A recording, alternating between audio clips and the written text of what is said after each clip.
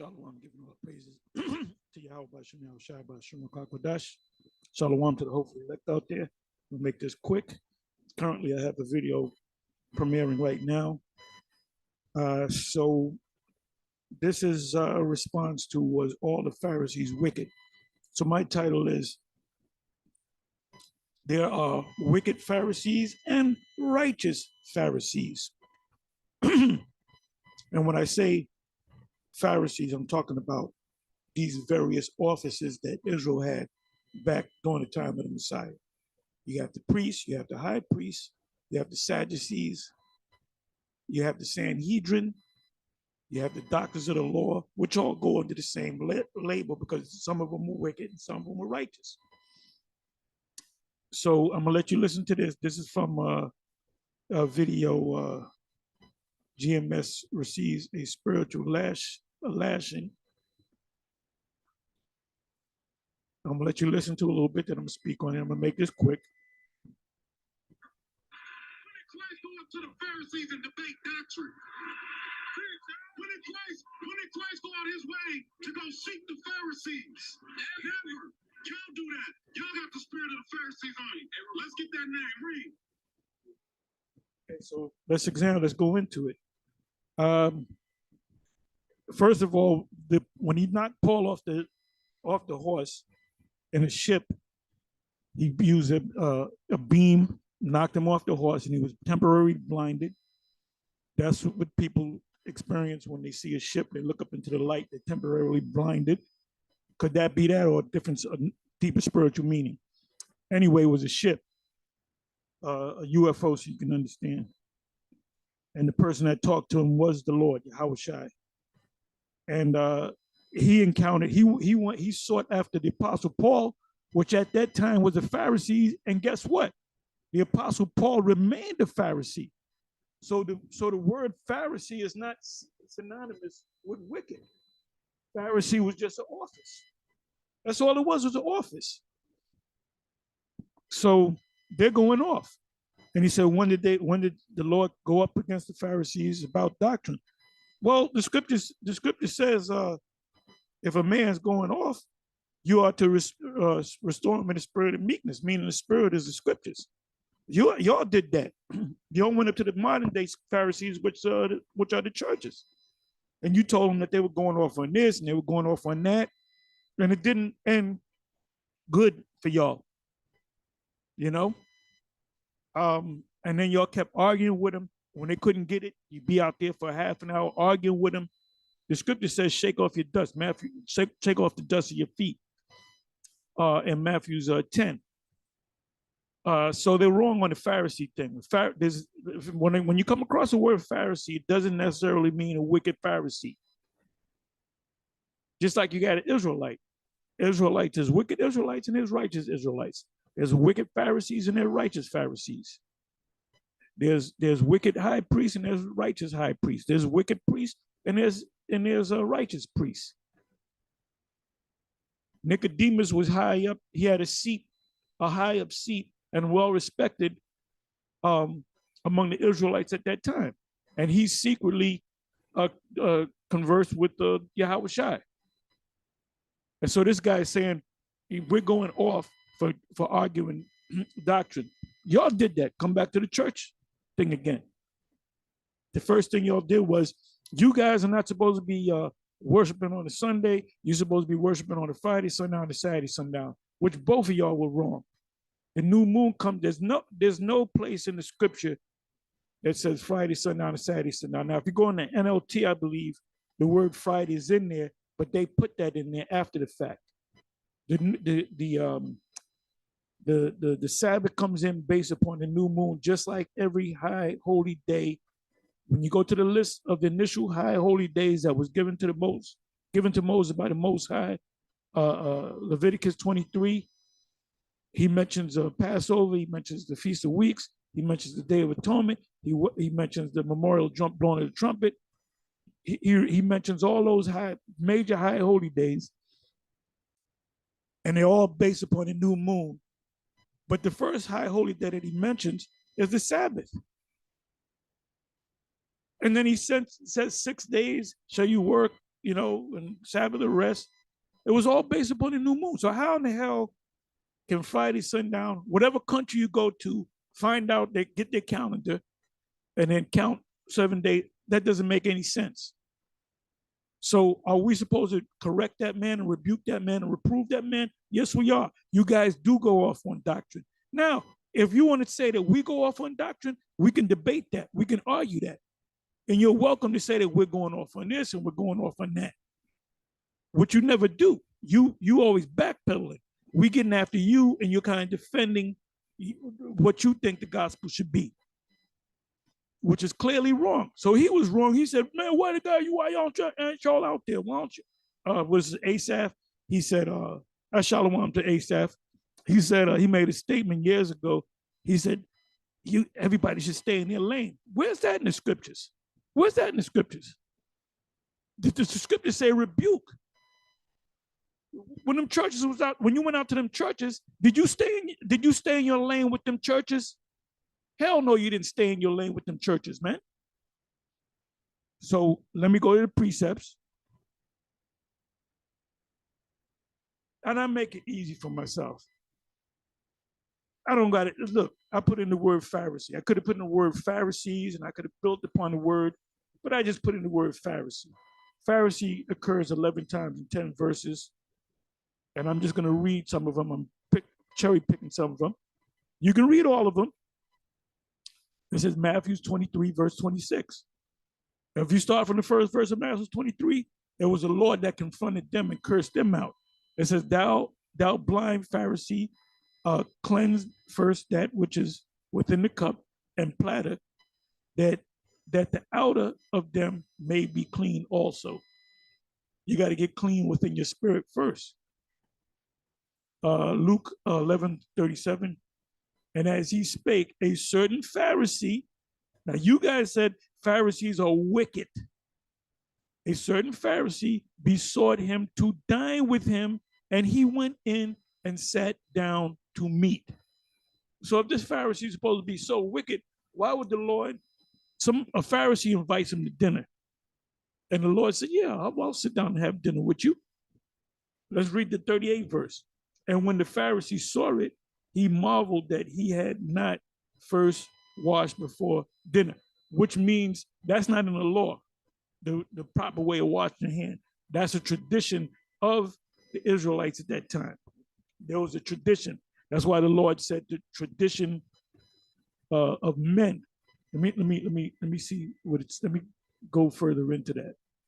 Let me open up another tab.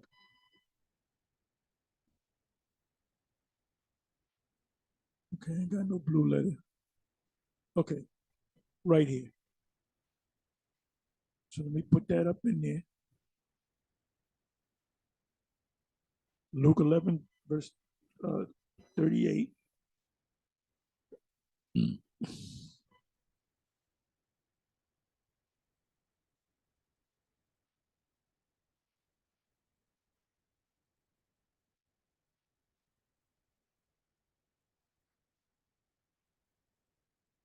Okay, let me read the 39th verse. And the Lord said unto him, now do ye Pharisee make clean the outside of the cup and the platter, but your inward part is full of ravening and wickedness.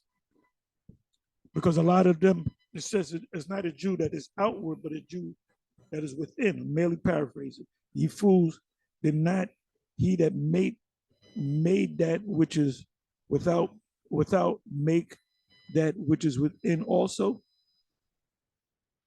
It says, but rather give alms of such things as ye have, and behold, all things are clean unto you. But woe unto you, Pharisees, for ye tithe mint and rue and all manner of herbs, and pass over judgment and the love of the Most High. These ought ye to have done, and not to leave the other undone. What does that mean? You got a rich person that gives tithes, but he's wicked. You know, he's on the inside, he's wicked. So you got to be righteous first. Woe unto you, Pharisees, for ye love the uppermost, that's the outward, seats in the synagogues, the temples, and greetings in the market.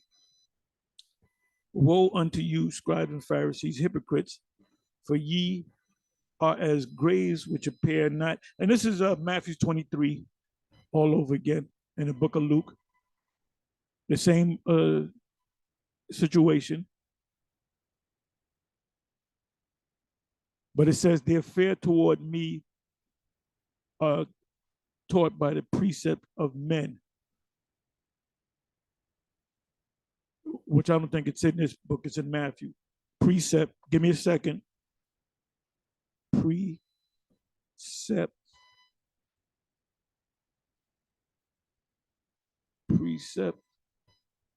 of men.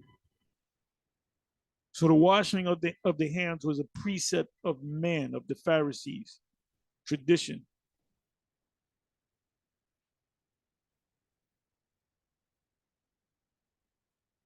Okay, so it says here, and I'm gonna read it. This is in the this version. But in vain do ye worship me, teaching doctrine, the precept of men. But in vain do they worship me, teaching as doctrine the precept of men. And this is what Bishop Nate is guilty of, because he says, oh, you can only have one wife. That's why he makes you guys bishops and deacons. What else? There's a bunch of things that he teaches that is of man and not of the Most High, which is a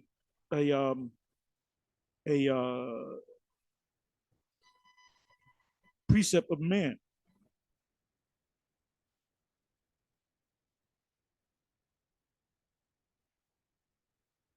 Oh, your women have to be believers. If they don't, if you come into the IUIC and your wife doesn't turn over, you got to let her go, which causes her to commit adultery. That's a precept of men. So we're not supposed to tell you that?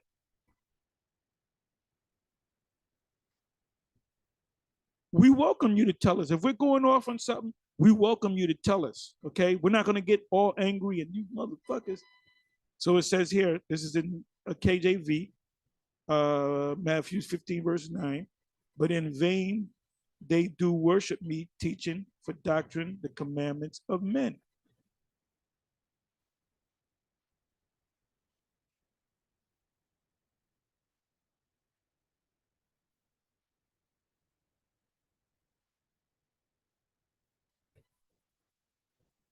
Bear me for a minute.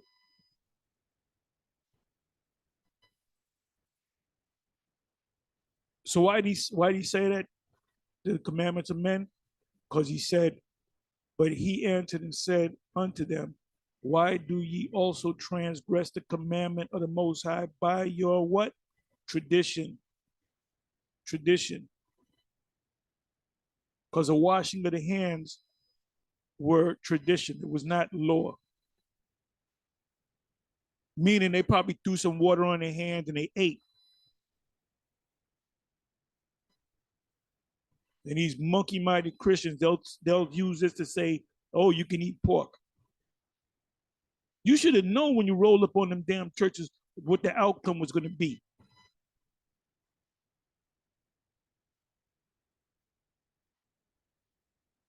But in vain they do worship me, teaching for doctrine the commandments of men. And that's what Bishop Nate is guilty of. That's why we get on him. Let's come back over here. Jump down to Acts 5, verse 34.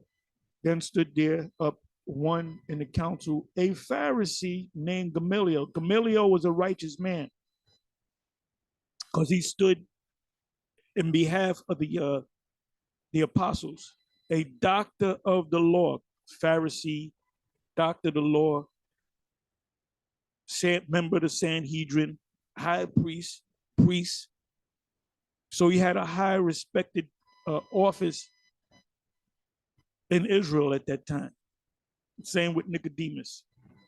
had in reputation among all the people. They all knew him. He was a real well-respected man, had high office, but he was a righteous man and commanded to put the apostles forth a little space. And you know the rest of the story. Acts 23, verse 6. But when Paul received that the one part were Sadducees and the other part and the other Pharisees, he cried out in the council, men and brother, I am a Pharisee. So did the Apostle Paul remain a Pharisee? Yes. Was Apostle Paul wicked? No. Or is the Apostle Paul wicked? The son of a Pharisee. Paul grew up in a upper, we can say an upper middle class home, well educated. He was sent out and tutored by Gamaliel to be a high priest, to be a master of the law. He was a master of the law. It says of the hope and resurrection. So does that make the Apostle Paul wicked?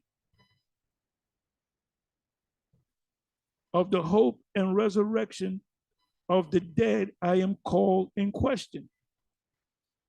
Acts 26, verse 5, which knew me from the beginning, if they would testify that after the most straightest or stringent sect of our religion, I lived a Pharisee.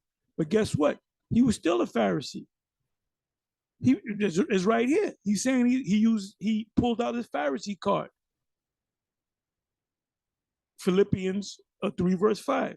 Circumcised the 8th day of the stock of Israel, of the tribe of Benjamin, and Hebrew of Hebrews, as touching the law, a Pharisee.